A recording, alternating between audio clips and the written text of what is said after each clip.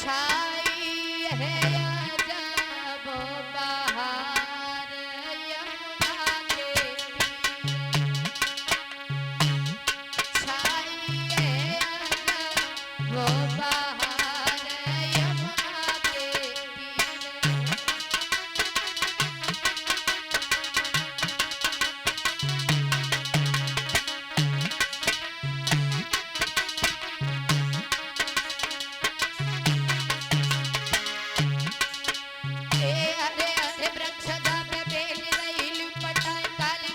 कोयलिया सुंदर गाना गायला कान फूल जा पे भोरा रहेगा।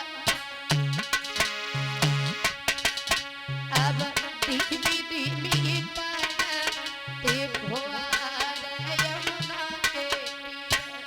छाई है अजब वो बहार यमुना के तीर।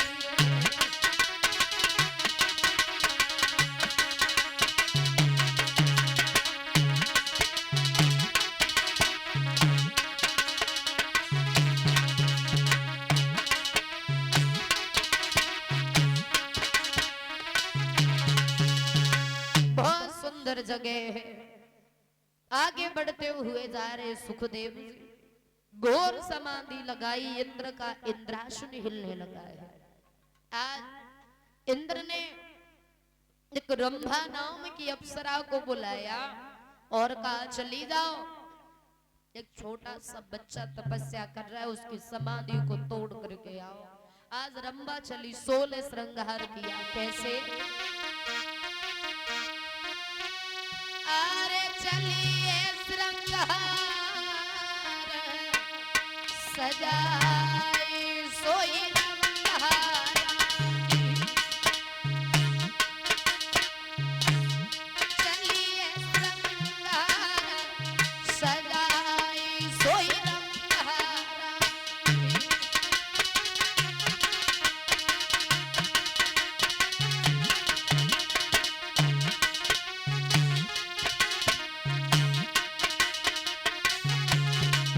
श्रृंगार किया रंभा ने, एक चंदा सो मुखार बिंदु शोभा कहीं न जाए। मृग जैसे नैन राखी रनी हो शरमाए। काली काली लटका के लाल रही लटका।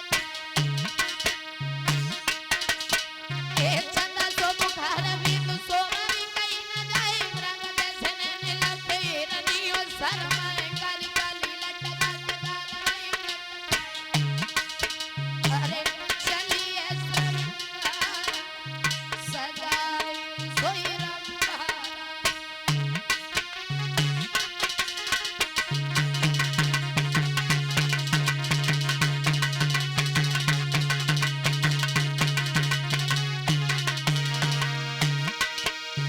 चलिए सरंबा सुखदेव जी रहे तो सोई। खोल दट्टी बाण में कभी हिंदर को ले ले मोए। मन पठाई में तो रोग वे गया। अब धीरे धीरे रंगिए बतराए कोई रंगहारा। चलिए श्रृंगार सजाई कोई रंगहारा।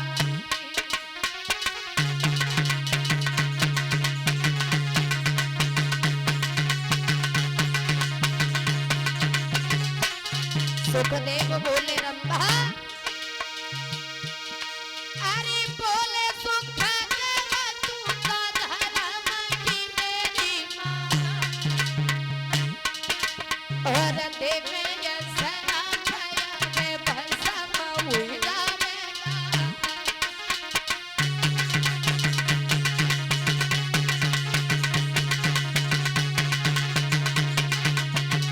लेकिन सोई मन में गई है घबराई कोई रंभा। चलिए श्रृंगार सजाई कोई रंगहारा।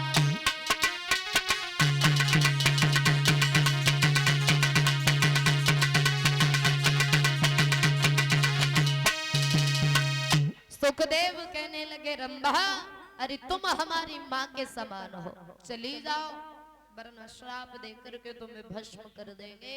आज रंभा वहां से चली जाती है। सुखदेव जी आगे बढ़ते हुए गए हैं, पहुंच गए हरिहर क्षेत्र गंगा जी के किनारे पर, जहां पर 88,000 ऋषियों की भीड़ लगी हुई है। सभी ने उठ करके सुखदेव जी को प्रणाम किया है। आगे बढ़े, आगे बढ़ करके पहुंच जाते हैं। वेद व्यास जी ने अपने उस व्यास गद्दी को छोड़ दिया, उस पर सुखदेव जी को बिठाया गया है। और कहते हैं परीक्षित महाराज की सभा में बड़ा वो नहीं होता है जो उम्र से बड़ा होता है, सभा में बड़ा वो होता है जो ज्ञान और बुद्धि में बड़ा होता है। 88,000 ऋषियों की भीड़ लगी थी, सुखदेव जी को सभी ने प्रणाम किया। सुखदेव जी को नहीं बल्कि उनके सुंदर आचरण को, उनकी बुद्धि को, उनके ज्ञान को लोगों ने प्रणाम किया है। क्योंकि आजकल आपने देखा होगा, अगर कोई साधारण घर से कोई इंसान हो, चाहे कितना भी बड़ा तानसा हो, उसे कोई गांठता नहीं। अगर भाई इंसान कोई सी भी छोटी मोटी जॉब करने लगे तो लोग उसको दूर से सलाम करने लगते, कौन है रे मास्टर साहब है, कौन है कि भाई फौजी जी है, कौन है कि भाई ये पुलिस में नौकरी करते। फिर उस इंसान की एक वैल्यू हो जाती है, उसकी पहचान बन जाती है, तो लोग उसको सलाम नहीं करते हैं बल्कि उसके उस पद को सलाम करते हैं। आज धीरे धीरे समय गुजरता चला जाता है। महाराज परीक्षित को जब पता चला कि सुखदेव जी पहुंच गए तो महाराज उस राजपाट को छोड़ के चल देते। अरे छोड़ चले रजधानी, अरे अपनी छोड़ चले राजा, छोड़ चले रजधानी।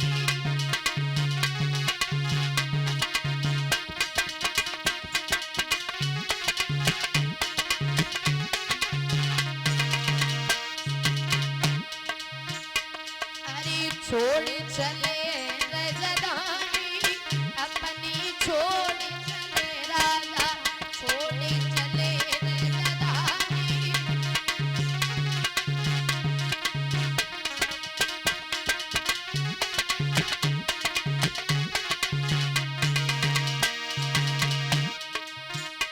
अरे हथिनापुर रजधानी छोड़ी,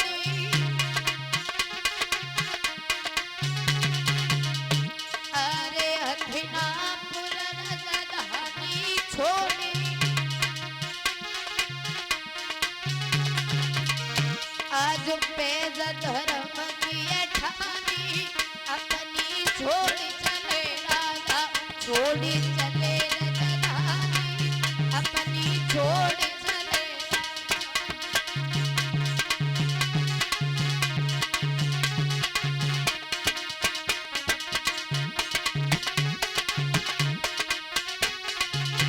और भैया अरे रोवत छोड़ी,